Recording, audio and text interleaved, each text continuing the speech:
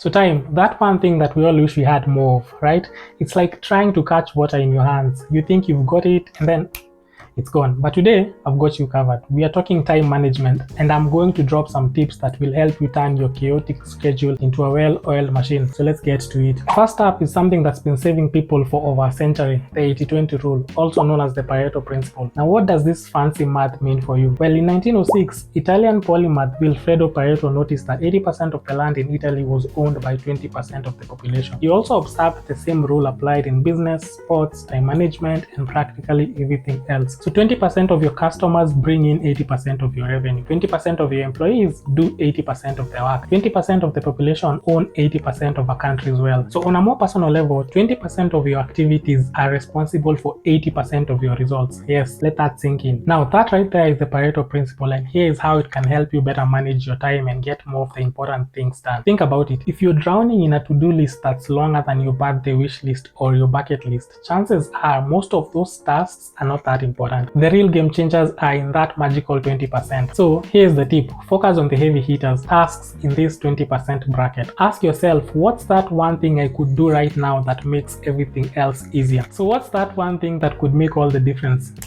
Prioritize that. Now there's another time management tool that's somewhat similar to the Pareto principle, but the two are not quite identical. It's called Price's Law. It was first introduced by British physicist Derek Price back in 1965. It states that in any group of people, approximately 50% of the work is done by the square root of the total number of people in that group. Relax, I know I sound fancy throwing all these numbers around, but it's all quite simple really. So let's say you're 25 salespeople in a department, then only 5 of you are responsible for 50% of the total sales, because the square root of 25 is 5. So only 5 people do almost half the work, or only these 5 people bring in half the sales. See, I told you it's simple math wrapped up in some fancy words. Now, Price's law, just like the Pareto principle, says that only a small number of people or tasks in any given group or list are responsible for most of the results. The law may be useful in providing insight into the productivity and performance of a team. It can be used to identify the top performers and contributors, as well as revealing those people who hide behind the group results. So if we know this, then allocation of resources becomes more efficient and effective. And what resource is more valuable than time? Now, on a more personal level, which is the reason why you clicked on this video in the first place, Price's law can be used to identify the most important tasks on your schedule and prioritize them. You can confidently allocate more time, more effort, and more attention to these high-value tasks. Anyway, moving on to the second tip of time management, which is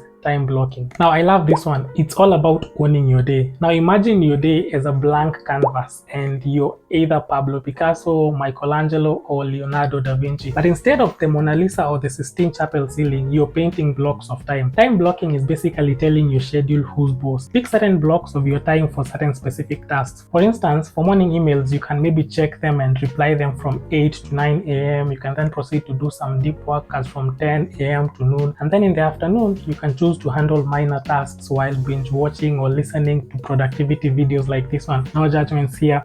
Besides, we all know how slow afternoons can be, right? You've just had a heavy lunch, your energy levels are low, you're somewhat sleepy and could do with a 45-minute nap. But since we're not working for Google or Apple, we can't do that. We have to find other ways of staying awake and productive. And at the end of the day, when it comes to time blocking, what's really crucial is that you stick to the time blocks like your life depends on it, no distractions. That way, instead of saying, where did my day go? You can say, look at what I've built today. Look at this beautiful piece of art. Anyway, you get the point, right? You're basically just building your day block by block in an organized and well-intended manner. Like a beautiful painting of your day. Because when it's all said and done, you are the artist. You are the Pablo Picasso of your life. So why not intentionally design and create something wonderful out of it by better managing your time? Enough about paintings. Now let's switch gears to tip number 3 of time management, which is the Pomodoro Technique. So fun fact, this technique was named after a tomato. Or is it tomato? Tomato, whichever works for you. And yes, you heard that right. It was inspired by a tomato. But don't worry, no fruit salads involved here. The idea is quite simple really. Work for 25 minutes, then take a 5-minute break. After 4 rounds of this, take a longer break of maybe 30 minutes. Easy, right? Think of yourself like a sprinter, like Usain Bolt. No, wait, I'm Kenyan. Where is my loyalty and patriotism?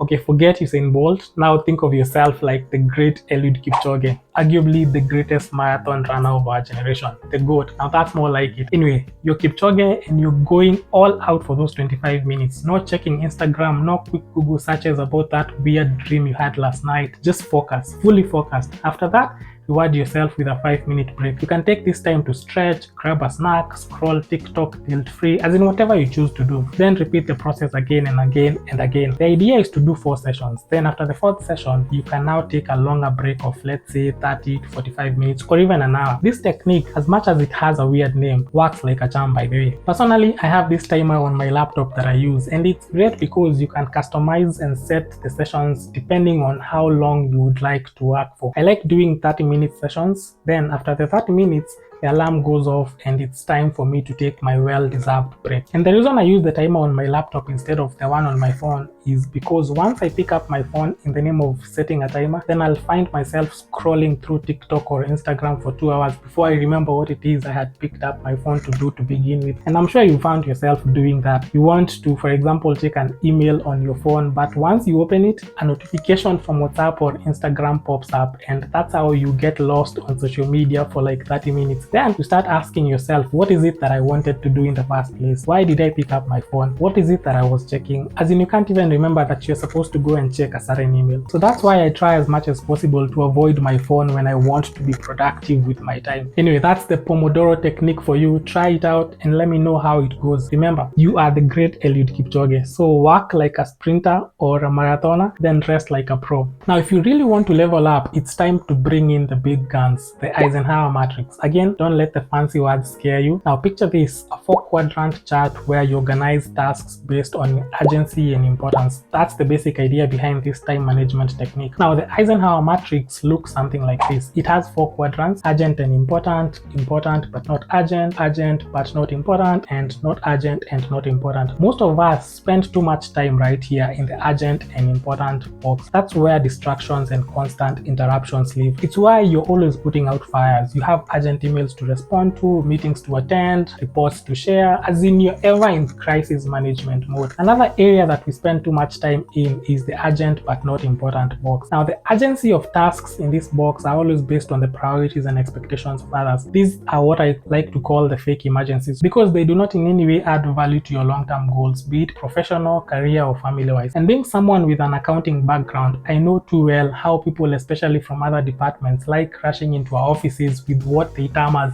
urgent requests. Yes, they may be urgent to you, but they are not important in as far as I am concerned. And I have to say this, sales and marketing people, as well as guys from HR, they are the biggest culprits here. They always seem to have something urgent that they need sorted out immediately. Well, Anne from HR and Susan from sales, this is a reminder to you all that your lack of planning does not constitute an emergency on my part or on the part of any finance guy out there. So anyway, back to our matrix. We also want to avoid this box right here, not urgent and not important. These are just basic tasks that probably won't add value to you, yet we tend to spend most of our time here. These are the tasks that you need to completely eliminate from your to-do list. Now the magic happens here in the important but not urgent. That's where your long-term goals and dreams hang out, and that's where you need to be spending more of your time. Stop putting out fires that don't even matter and start building what actually does. These are tasks with no set deadline, but they bring you closer to your long-term goals. These are the tasks that you need to schedule, because if you don't, they might end up crossing over to the urgent and important, which is exactly where we don't want to be. So use this technique to prioritize what matters. And what did I tell you? The Eisenhower Matrix isn't as complicated as the name makes it sound, right? Anyway, let's move on to tip number 5, which is something I like to call the power trio. Eliminate, delegate, automate. Now you know those things that you keep doing but deep down know you shouldn't?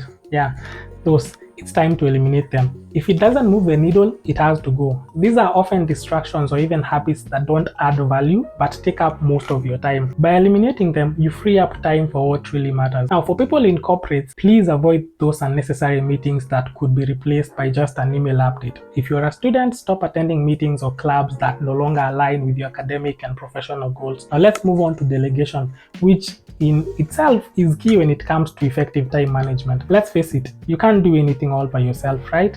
You just can't. And even if you manage, you might end up neglecting other areas, therefore producing inferior results. Plus, you run the risk of burnout. Now, if someone else can do a task 80% as well as you, hand it off. Personally, I used to struggle with delegation. I still do, but to a lesser degree. And mostly it's because I always feel as though the person I'm delegating to won't be able to do their work as well as I do it. But I've come to learn that to free up my time in order to concentrate on other more important things, I need to trust others to do some of my bidding for me. Now, which tasks should we delegate? Delegate those tasks that don't necessarily require your special skills or attention. Now, if you're a manager, delegate report generation to junior employees while you focus on higher level strategy. If you're a content creator, delegate things like editing, which consume a lot of your time, by the way. Delegate that to a freelancer. If you feel like the person doesn't have what it takes to do the job as good as you do it, then take the time, train that person on what you want done, how you want it done, and by when, then give them the space and freedom to do that. Delegation is such a big issue, by the way. I'm sure some of you have struggled with it at some point. That's why I want to talk more about it in a separate video, so make sure you keep your eyes peeled for that. Now finally, we have automation. Why waste time doing something manually when a bot can do it for you? Automate those repetitive tasks and watch your free time explode. Now, I'm a huge fan of automation, and that speaks to my trust issues because I can easily delegate to a bot or a robot, because that's really what automation is, delegating to a machine. But I struggle when it comes to a fellow human being. But like I said, I'm working on it and I'm much better at it than I was a few years back. In any case, I'm sure we are all biased towards machines because they have a higher degree of accuracy, they are quicker and cost effective as well. And once you program them, then they'll just do their work exactly as you want it done and in a fraction of the time. In this day and age where literally everything can be automated, you need to take advantage of technology and free up most of your productive time so that you can work on more important tasks. Take advantage of technology, my friends. Now, if you're a social media manager, there are so many apps out there that you can use to automate your social media posts across all platforms. You can automate email marketing campaigns with tools like MailChimp to regularly send out newsletters without the manual effort. Now, if MailChimp had actually sponsored this video, this would have been the perfect time to plug them because it's what I've been using for the past 4-5 years now,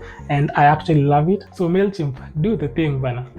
Anyway, that's all about the power trio of eliminate, delegate, and automate. You can use this time management technique to create a leaner, more efficient workflow that focuses on your strengths while freeing up more time for higher priority tasks. On to tip number 6 of the day, which is the 2-minute rule. Now, have you ever spent 10 minutes thinking about whether to do something that only takes 2 minutes to actually do? Yep, I'm guilty. Now, enter the 2-minute rule. It states that if a task takes 2 minutes or less to complete, do it immediately. Just do it. Don't schedule it. Don't stress over it. Don't even think twice. Just knock it out. This trick keeps small tasks from snowballing into time-eating monsters. You'll feel lighter and more accomplished in no time. Trust me.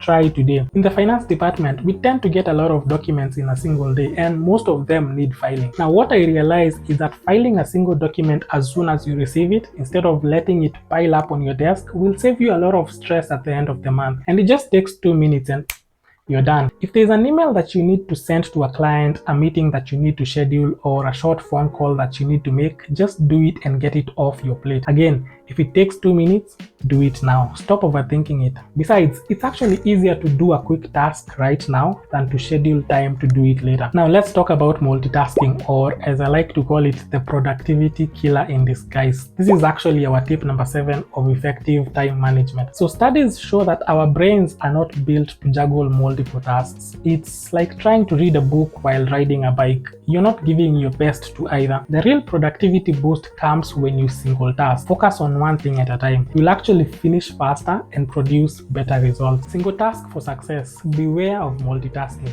It's a trap. This is actually the message behind Brian Tracy's best-selling book, Eat That Frog. Zeroing in on your most important tasks and working on them non-stop until you're done. Speaking of, I think this is actually a good time for me to plug in a previous episode that I did where I reviewed that book by Brian Tracy. It's an episode that will help you not only beat procrastination, but also boost your productivity dramatically. Link should be in this video somewhere as well as in the description box below. So make sure to check it out. Now, last but not least, let's talk boundaries. You need to guard your time like it's the last slice of pizza. Say no more often and mean it. Whether it's declining meetings that could have been emails or saying no to the friend who wants you to help them move again, protect your time.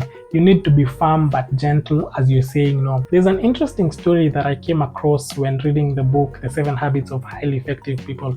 Now, the author Stephen says that his wife Sandra was invited to be chairperson of a community project. She already had a lot of things on her plate and she felt that she would not be able to take up this particular position. But she also felt this enormous pressure to say yes, so she did. Now, she then called a lady friend of hers asking her if she'd be willing to serve as a member of the committee for this community project. Her friend listened for a while and then finally said, "Sandra, that sounds like a wonderful project. I appreciate your invitation to serve on the committee. I am truly honored. But for a number of reasons, I won't be participating myself. But I want you to know how much I appreciate your invitation." Sandra was ready for just about anything except a pleasant no. She hung up the phone, sighed deeply, and then said to her husband, "I wish I had said that." Now, I love that story because anytime I'm about to commit to anything that will take up a lot of my time and isn't aligned with my long-term goals, I always reference it and it gives me the courage to say no, pleasantly, with a smile on my face, and non-apologetically. Remember that when you say no to things that don't serve your goals, you're saying yes to more time for the things that do matter. And that's how you own your schedule. Say no to say yes to time. Oh, and since I mentioned the best-selling book by Stephen R. Covey, it's only right that I let you know that I did an episode where I reviewed that book. I shared my key takeaways, and I think it's actually an episode that will be worth your time. So make sure to check it out after watching this episode. Link should be somewhere in this video as well as in the description below. Now, before I leave, I have a bonus time management tip for you. It's something called Parkinson's law, which suggests that work expands or contracts to fit the time allocated for its completion. Now, let's say it's a Friday evening and you get an email from your boss saying she needs a certain report ready in 2 weeks' time. You'll obviously not work on it immediately, but by the end of the 2 weeks, it will be ready. Now, let's assume you get the same email and she says she'll need the report ready by Monday, first thing in the morning. You'll work throughout the weekend and have it ready as requested. Note, it was the same amount of work, but it took less time in the second instance. So when you have more time, you'll spend it watching movies, going out with friends, scrolling through your social media and so on. And then you'll work on your report on the very last day. Now on this last day, the pressure will be immense and mistakes are common. So how do we avoid this and better manage our time? The trick is, even if you have a 2-week deadline, give yourself a shorter deadline. Say you'll finish the report within 2 days. That way you will reduce errors and get more time to perfect the job. And even if your work has errors, at least you have the time to correct them as opposed to submitting it on the deadline day. So there you have it, folks, my ultimate time management blueprint. These tips aren't rocket science, but they will change the way you work and more importantly, how you live. Try them out and let me know how they work for you. And if you've got any other time saving hacks, kindly drop them in the comments below. Oh, and if you haven't already, please remember to hit that subscribe button because you don't want to miss out on more tips to level up your life. As always, don't be good, be great. Peace.